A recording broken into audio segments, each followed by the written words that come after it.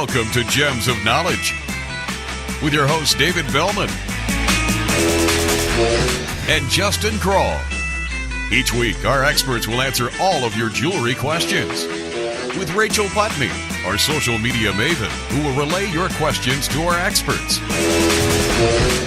And now, here's your host, David Bellman.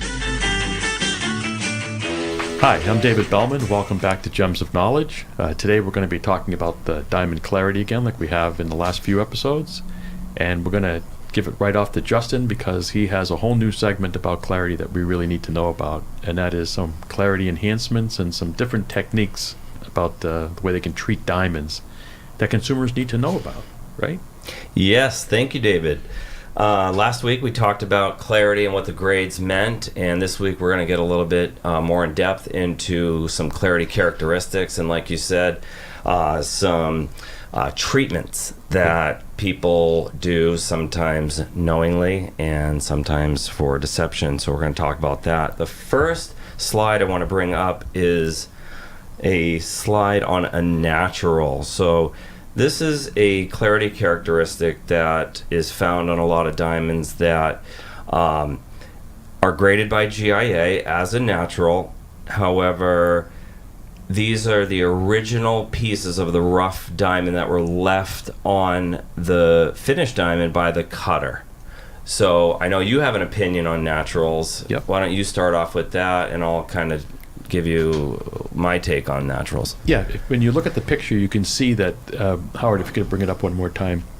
If you look, what you're looking at here is a piece of the diamond that hasn't been polished. So while the diamond cutter has that rough diamond, you can see how rough that little corner is. That little indentation has that roughness to it. That's the original rough diamond as it came out of the ground. Diamond polisher's sitting there, he's working on it, he's cutting away and he's polishing all those facets. But for some reason he seems to leave not just this natural, but the other funny thing about naturals is they are always opposite each other, right? So if you have a natural on one side of the diamond, on the north side, you always have one on the south side. So there's two of these actually on each diamond typically. What the diamond cutter is doing is he's not finishing the diamond. He's not completely polishing the diamond 100%. And Justin, do you know why? To save weight. That's right. And that's the scary part about this. So The whole reason is that this diamond, if he finished cutting it, you can switch away, Howard. When he's finished cutting with this, not finishing this diamond off, this diamond probably, if he had finished cutting it, would have been a 90-point diamond. It would weigh under a carat. But by leaving some of the original uncut diamond there, he can cut it 1 carat, and it makes the diamond more valuable to sell to dealers. So go ahead. No, that was my question, was how much does one tiny natural, that one unfinished, unpolished piece, how much weight is that actually saving? Yeah, so depending on the stone, diamond dealers are trying to hit what they call magic numbers. Right. So when you get above 3/4 carat or under 3/4, if you're over a carat, under a carat, the prices take huge jumps. Under Right. half a carat, same thing. So by leaving those naturals behind, you're able to increase the weight and then sell the diamond to some stores. Not all stores carry them. Ours doesn't. We don't Right. want anything to do with stones that have naturals in them. But other stores do because they're trying to sell for weight. And Right. they'd rather sell an unfinished diamond. So I always use the example. Imagine if you go to buy a car and it's not, and 90% of the 95% of the car is there, but there's 5% of the car is not finished. Like they didn't finish painting it or they didn't finish assembling it. That would be a big natural. There are naturals that are simply on the girdle, that don't go onto the crown or to the pavilion, that are acceptable and actually don't affect the clarity grade at all by GIA. And one of the things that I like about naturals is a lot of times they'll have trigons. Yeah. And they actually are a great way to be able to look at a diamond that might not have any inclusions to tell if it's actually real. You can see the actual little trigons on there. You know it's a diamond if it has trigons. Well, then here you go. So if I buy a Maserati, and I'm not sure it's a real Maserati, but if I drill a hole in the hood so I can look inside to see that there's actually an engine in there and it's the real car, I'm okay with that? I think that's a completely different analogy. On a We diamond, can tell a diamond is real and not with or without trigons or naturals on them, can't you? You don't need to have that as an identification. No, but there are actually collectors out there that want to have a small little natural. I don't mind them, to be honest, if they're confined. Oh, that's fine. To Little the teeny girdle. tiny. Yeah. Yeah, teeny tiny. A lot of people are into rough diamonds now. Amanda, It is so are, weird. One of my friends was like, "Can you get me a rough diamond?" Yeah, it leaves a little part of that natural skin on the diamond. For me, I don't mind them. I mean, I'll buy stones with big naturals. Yeah, that's going to decrease the value of a stone for sure. Well, that's what that was. Absolutely. Okay, I just want to make everybody clear. Yeah. Yeah. If you have a little teeny tiny pinpoint natural on there. Yes. Okay, fine. But the ones that we're discussing and the ones that we see 99.9% of the time are these big giant naturals. And we've got another picture.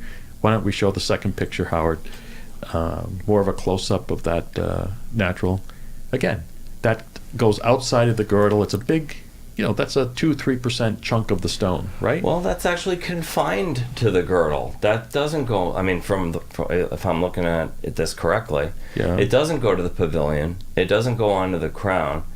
And naturals, because they're the skin, like the surface of the diamond, GI doesn't characterize it as a clarity characteristic because it's not internal to the diamond. Now they might, if it's bad enough, they'll grade it as a polish characteristic, but it actually is not a clarity characteristic. Well, that's the second part that we want to talk about here that's very, very important, is you could have a diamond that has a natural like this on both sides, which typically they have, like I said, 2 on each stone. You could have them on both sides like that, and then what's going to end up happening is you're not going to know that they're there. They're not going to tell you that they're there. You're going to think perhaps that a diamond's chipped because you don't even know that it exists. But more importantly, it does decrease the value of the stone, in my opinion. I don't want a stone that has naturals in it like that. But GIA doesn't count them as inclusions. Yeah, because they're not. I know. Well, that's according to them. But that's inside to me, when you break the surface, you're inside the diamond. If you had polished it off, it wouldn't be there. But they leave it behind. It's just a trick for GIA to get around having to clarity grade these diamonds because they know there's big money in it for these people who are selling these diamonds. I'm sorry. I disagree, but GIA doesn't have to answer to anybody in the industry, and they Of course don't. not. They make up what they call the grading system, and everybody has to accept the way it goes. But are stores who do sell stones with naturals say everything else? It's a 1 carat, 2 1 carats. One has no naturals. One does have naturals. Are they selling it for the same price, or are they They could be, but are they? discounting the one with naturals? No, they probably don't. They should. I mean, the question really is, do they both have 2 different values? Would you pay more or less for a diamond with naturals? If they were confined to the girdle, both had a GIA cert, both were graded GVS1, triple X, one had a natural, one didn't, it'd be the same price. And when I Okay. liquidated them, they would get the same price. But 95% of the stones that I see, I don't know about you, but the 95% of the diamonds that I see have naturals that are way bigger. That's totally different. That's what I wanted to stay right with that. Now, what's the price?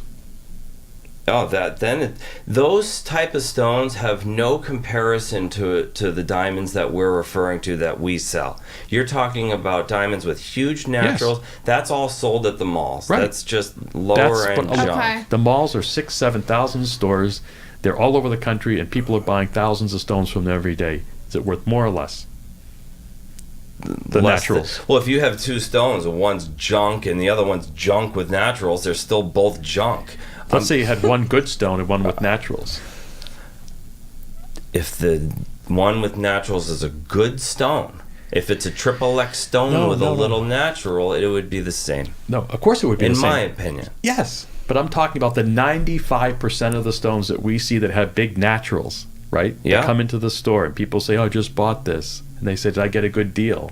And I look at it and I see a big natural. Is it worth more or less than a stone without naturals?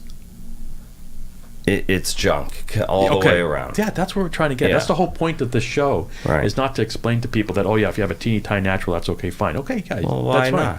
Well, you did, But really, let's talk about the issue, which is that what we're seeing in the store every day, which is like 95% of the stones. If a stone like that comes into my store, it has a big giant natural in it. It weighs 1 carat. You know what I'm going to do with that? I'm going to send it back to Israel. We're going to recut that stone to what it should have been in the first place, which instead of being a 1 carat diamond is maybe either a 90-point stone or a 50 or a 95 or an 85 point stone. Yeah. And cut it to ideal proportions and make it a triple X with no naturals. And it's worth, to me, more money that way than it was when it had naturals and it was bigger. Yeah, because if you're going down to an 85-point stone, then it was nowhere near ideal. And the natural probably wasn't just the problem with that stone. It probably had a lot of other things going on with it. Not necessarily. I've seen really nice stones with naturals. Again, that the nicer the stone is with the naturals, and the fact that you're going over the magic numbers just makes them more valuable, doesn't it? Say that again? In other words, if you have a diamond that's a VS1, Yes. okay, and it's going to go for 1, and you want to hit the 1 carat mark, aren't you more likely to want to leave the naturals behind on a VS1 stone because you know that when it goes over a carat, it's going to be worth a lot more than if it's under a carat because it's such a high quality?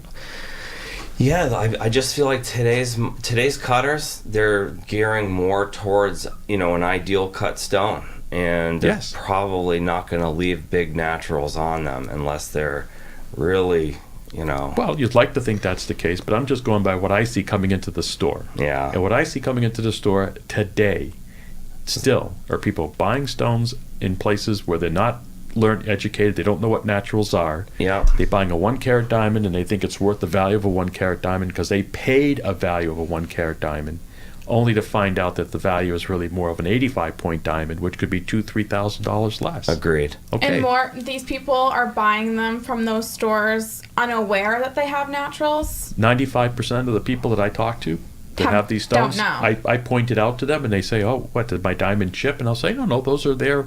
What do you mean it's a natural? What does that mean? I said, they didn't finish cutting the stone. They left some of the natural stone behind. Right. I say, well, what does that mean to me? It means, well, if I want to sell or buy that stone from you and I want to resell it, I can't sell it like this because these stones aren't the same value, so might as well at least cut it to a decent cut and make it smaller and then make it something valuable for someone to have in the future. Right. If someone's aware of it, like you say, and they're happy with naturals and they don't care about them or they're collecting naturals, that's fine. Yeah. But these people don't even know what they're getting into in the first Which place, is the these problem. customers. That's why we're here. Exactly. So let's move on before we run out of time. Okay. Let's go on to the next one. Let's talk about fracture filling. Oh, yeah. That's the out of the two that we're going to talk about. That's the one with the biggest problem. I don't think, just in my opinion, I would think everyone would probably have the similar thought that about fracture filling. When you get a crack in your windshield, a ding like from a rock or something, and it leaves a little spider or something like that. You know how they take the glass and they push it in to eliminate The liquid. Yeah, liquid to essentially make it invisible. Right. Well, that's what they do with diamonds. It's a little bit different process, obviously, but you could have a diamond that these are going to be breaks in the stones called feathers. They're cracks, essentially. Yep. And what they do is they push the glass into the crack, making it essentially invisible. However, this treatment is not a permanent treatment, and that's why GIA won't give it a cert. Okay. The other treatment we're going to talk about after, they will give a cert because it is a permanent treatment. But these diamonds, if you put too much heat to them, let's say you unsuspectingly buy a diamond that's fracture filled, you didn't know it, you bring it to your jeweler, you want to have it set in a bezel or something like that, and the jeweler has to put heat to it. Yep. That heat can essentially burn. Evaporate. Yeah, so it can turn brown. The diamond can crack further. There's a whole bunch of different problems that can come from it, and it's not a permanent treatment. Okay, and let's talk about how this works. So you say to yourself, well, I would want to know about this, and legally by FTC, Federal Trade Commission regulations, you're supposed to let people know when you're selling them the diamond that it's been treated like this, correct? Yes. Okay, here's the problem. The salesperson talks about around that, well, this has been taken care of, we've done something, whatever. They don't really say that it's been fracture filled. They don't really go into any details about it. What do? They don't really mention it, and they don't talk about it. They just beat around the bush. Yeah. Yep. And what ends up happening you say, oh, okay, you don't really understand what they're saying. You don't know what this fracture filling means. And you sign off on it when you buy it. And in the fine print, and I see this every time, it says, this diamond has been treated with, a different type of, the name of the company that treated it. There are different companies, Yehuda and a few others that are out there. Yeah. And it says, this diamond has been fracture filled. Well, you don't know what that means. The salesman never really explained it to you properly, so you see it, you just ignore it like everybody does when they sign these contracts. And then that's how they get away with it. It's bad news. It is. And so what happened, and this, the key that we're talking about here is, you want to make sure that you read all the fine print on any kind of a contract, obviously, that you get. But more importantly, when you're buying a diamond, read all the way through it and ask questions about the parts of it you don't understand, because there could be a treatment in there and you never knew it. And even more importantly, buy a diamond that has a GIA report. Yes. Because if the diamond has a GIA report, it's not going to be fracture filled. Unless they fracture fill it after they do the report. Well, then it's kidding. I'm just working you over All now. right, Dave. All right, so, but tell us, you found, where's that information that you So found? those are for, The laser drills? I'll read it, for laser drilled. Oh, okay, all right. So we'll finish this. I didn't know if it was also for this as well. I mean, I guess it could be. Yeah. I mean, it's on all of their treated stones. This is like kind of how they explain it. Yeah, so let's go ahead and do it. Okay. So, Justin and I were just talking about it. If you have, trying to sell ice to Eskimos and all stuff, you take what you have and you try to sell it, you make the best of it, right? Yeah, so these people are basically taking these treated stones that essentially for a lot of people are not worth anything after that. Very little. But they're making them sound like they are the stone to have. Okay, Right, this is going to be good. And it says, do not compromise on carat size, color, or clarity. We specialize in clarity enhanced diamonds, the main benefit being price. These are natural diamonds mined from the earth. After the diamond is cut and polished, it undergoes another special treatment which surgically removes some of the visible inclusions. Our diamonds are not enhanced in any other way than clarity. This treatment can only be given to about 1 in 500 diamonds. It allows you to receive a very high clarity diamond for only a fraction of the price of an untreated counterpart. With our decades of experience in this field, you can have complete confidence in the quality of our product and the professional expertise we offer. The unique enhancement process we use is invisible to the untrained eye. The diamond remains exactly the same, exactly as strong and durable, and has the exact same carat weight. Yeah, so basically we're going to sell you junk. Right. And we're experts at selling you junk. And we're going to make sure that nobody sees that it's junk. I mean, this is unbelievable. So anyone reading that who doesn't really know much about diamonds would be like, oh my gosh, a fraction of the price. Yep. It's a 4-carat diamond. Yeah. It's less than a 1 carat. I mean, what did I just say? Yeah, everything. No, it's like buying a car that's totaled. Yeah. And you say to them, "Look at this. This is an original car. Right. Nobody has a car that looks like this, and it drives way better, way differently than all the other cars." You know, it's like, or like buying a car that's been totally wrecked and they've salvaged it, and there's a salvage title, and the cars are worth much less, but the salesman says, "Oh, this has a special title." It's a good sales pitch. This is very unique. Yeah, only 1 in 500 cars has a title like this. It's only 1 in 500 cars is a piece of junk. Exactly. It's kind of like getting an apple, and it's brown and it looks kind of crappy. It's still an apple, but you're only going to use it for applesauce. That's right. That's all right. Let's go on to the last one. Okay. This is another. And this has been around since the 60s. This is the laser drill holes. Yeah. And I'll just briefly go into what that's all about. And that is that they take lasers, and they are very fine tip lasers, if you will, or fine beam lasers. And they will literally drill or beam a hole and drill right down into that inclusion. What you're seeing on the screen right now was originally a big black inclusion inside the diamond.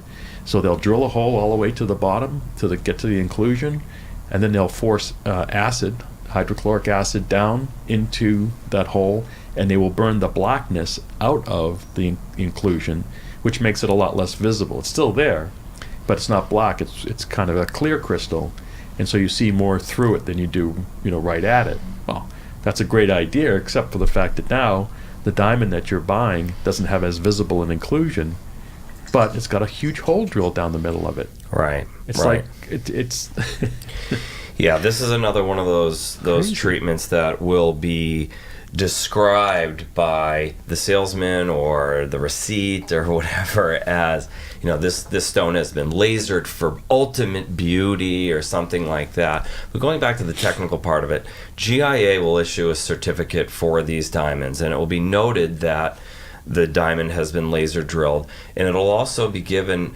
a clarity. And the clarity from when I was studying there and teaching there, Yeah. they would explain it as the clarity of a laser drilled diamond will never go up from its original grade. It will Right. only go down. So Yep. if you take an SI2 stone that was, whatever, and just a regular SI2 stone with maybe black inclusions or whatnot, it would have graded out in an SI2, and then they drill it. They're actually, when they're drilling it, you're adding an inclusion. Yeah, Right. the That hole. hole. So now you're going to get an I1 or something like that. It might look better visually because now it's not black, Yep. but it only lowers the clarity grade. Doesn't make it any better. Does not make it any better, ever. And here's the kicker on this. We talked about with the fracture filling, how laser, the Federal Trade Commission requires jewelers to hopefully say what it is that's been fracture filled and put it in writing. Not with laser drill holes. Guess what? Really? Buyer beware. They don't have to. Nope. I mean, I've seen a few come in. You can't buy them. And every time you let, a customer know, they have Horrified. no idea. Of course, because you know why? Because you as the buyer, when you're buying the diamond, it is up to you to be able to take that diamond and put it under a microscope. Like, again, when you buy a car, if they hide or you can't see part of what's wrong with it because you didn't open the hood to see there was no engine in there when you bought it, well, that's Right. not your problem. That's not their problem. That's your problem. You should open the hood. Same Yeah. thing with this. You should have looked at the diamond under a loop or a microscope and noticed it. I And always most take people my wouldn't know cars this. to a mechanic. There you go. Well, and if you take your diamonds, To an you're thinking of appraiser. buying to somebody who can give you a second opinion so that you know for sure. And here's the real scary part, going back to fracture filling. How about if you do this and fracture fill it? Then what happens? Same thing. Yeah. Disappears. So you have a black inclusion that's visible to the naked eye. You drill a hole in it, you burn it out with acid, then you fill it with fracture fill material, Jeez. and it's invisible. And you never know it's there. It looks like a flawless diamond. Yeah, it just reiterates the importance of buying a diamond from a trustworthy source and having it accommodated by a GIA report. It's so key. Yeah. Right. No, these are all things that you can do to protect yourself, and that's the whole point of why we want to do this show. And I think this is a really great episode because these are the types of things that we see that nobody outside of the trade is going to know anything about. Now you know about it. Now when you go shopping, at least you have enough knowledge that you can ask the person that you're dealing with these questions. And if you're still unsure about whether or not they're telling you the truth, because they don't necessarily have to, then you can take it to a second party or third party and have it looked at to see if it's everything that they said it was. Absolutely. You got nothing to lose anyway to have it double checked.